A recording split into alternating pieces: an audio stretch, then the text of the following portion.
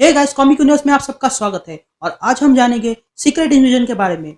तो वीडियो पूरी देख लेना और अगर पसंद आए तो इसे लाइक जरूर करना और अगर चैनल पे नए हो तो इसे सब्सक्राइब भी कर देना ताकि मेरे आने वाले हर एक वीडियो का नोटिफिकेशन आपको मिल सके।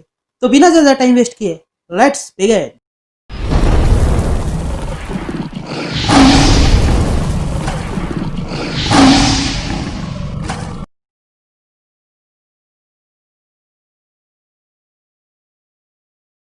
तो अब तक आपने देखा कि एक स्क्रल शिप सैवेज लैंड में क्रैश हो चुकी थी और उसकी जांच करने के लिए आयरन मैन के माइटी एवेंजर्स और लुक केज की सीक्रेट एवेंजर्स आ चुकी थी। तभी उनका सामना उनके जैसे दिखने वाले लोगों से ही होता है जो ये दावा कर रहे थे कि वो बहुत वक्त से स्क्रल एम्पायर में कैद थे।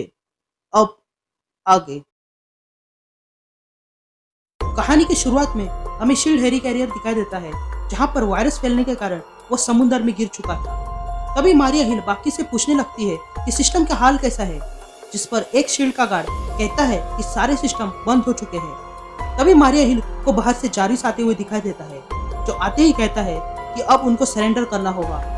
ये सुनते ही मारिया हिल हैरान रह जाती है। यहाँ मैनहट्टन पर स्क्रल्स ने अटैक किया था, लेकिन तभी वहाँ पर यंग एवेंजर्स आ पहुँचते हैं और स्क्रल्स से लड़ने लगते हैं, लेकिन स्क्रल्स उनसे ज्यादा पावरफुल थे और एक स्क्रल जिसके पास एंटमैन की पावर्स थी वो उन पर अटैक करता है।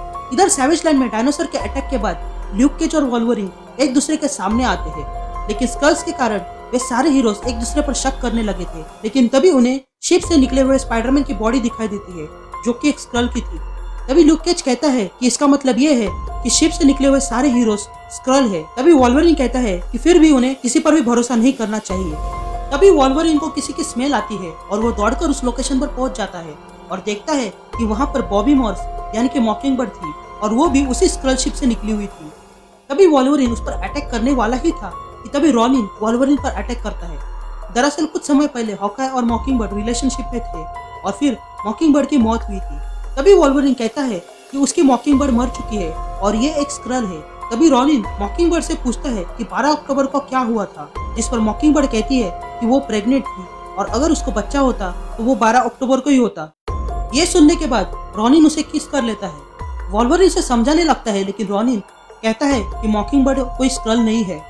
फिर सीन शिफ्ट होता है और हम स्पाइडर वुमन को देखते हैं जो इको को हंट कर रही थी और वो उस पर अटैक करती है। तभी इको उसे कहने लगती है कि वो स्क्रल नहीं है, लेकिन स्पाइडर वुमन उसकी तरफ मुस्कुराती है और कहती है कि वो जानती है और अगले ही पल वो इको को जान से मार डालती है। फिर स्पाइडर वुमन वहाँ पहुंच जाती है जहाँ पर आयरन मैन था। टोनी उसे देखकर कहता है कि अब उसके पास टाइम नहीं है उससे बात करने के लिए। तभी स्पाइडर वुमन कहती है टोनी से कि उसने जो भी काम किया था अपने लोगों के लिए इस अर्थ पे वो काबिले तारीफ था और अब उसे क्वीन के लिए और कुछ करने की जरूरत नहीं है। ये सुनने के बाद टोनी शॉक रह जाता है और तभी स्पाइडर वुमन टोनी से कहती है कि उसका नाम टोनी स्टार्क नहीं है और ना ही वो ह्यूमन है, वो एक स्क्रल है। इधर टाइम स्क्वायर में सारे स्क्रल्स अपना हाथ उठाते हैं और कुछ अपनी भाषा में कहते हैं और अगले ही पल वहाँ खड़े सारे एवेंजर्स पर एक जबरदस्त अटैक होता है और सारे एवेंजर्स वही जगह पर फ्रीज हो जाते हैं। तभी विजन उनसे कहता है कि तुम हमें रोक नहीं सकते क्योंकि हम जैसे और भी आएंगे। लेकिन तभी विजन पर अटैक होता है और उसका सिर टुकड़ों में बिखर जाता है। लेकिन तभी वहाँ खड़े सारे स्क्रल्स को एक जबरदस्त वाइब्रेशन फील होता है जिसके कारण वे कमजोर पड़ जाते हैं और तब हम देखते हैं कि वहाँ पर निक फ्यूरी अपनी टीम के साथ पहुंच चुका है। Thanks a lot for watching the video.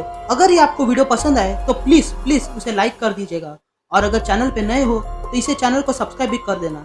मैं जल्दी लौटूंगा आगे की कहानी के साथ। तब तक के लिए मुझे दीजिए इजाजत and thank you guys, love you all.